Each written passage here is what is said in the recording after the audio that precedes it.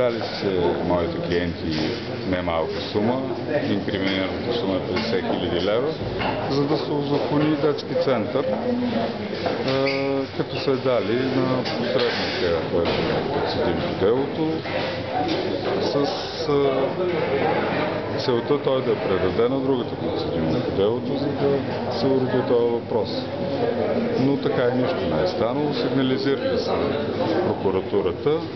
Имаше едно дело, на което беше оправдана подсъдимата, другия подсъдим беше осъден на 3 години затвор, но окръжен съд го върна поради процесуални нарушения и сега започваме от начало.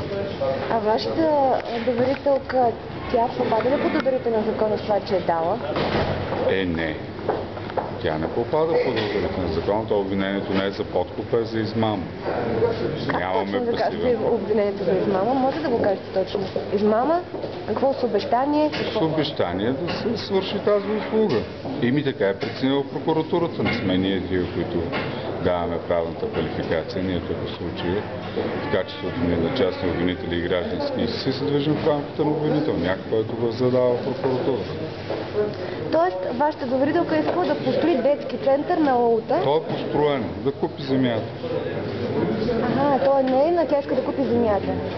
Това е по-скоро търговия с влияние, ако питате мене като юрист, но не съм задал аз рамката, нито съм писал жалбата на времето, нито съм участвал в досъдебно производство, ангажиран съм за съдебна фаза и съм дължен да се съобразявам с тезата на прокуратурата. Тя през посредника ли е получила обещанието и лично Сузана ни го е дала, че ще бъде допусната и ще спечели търга? Поне така, както се твърди в обвинителния акт и каквото съм чул от нея, получил от посредника обещанието, но имало и лични срещи с Сузана.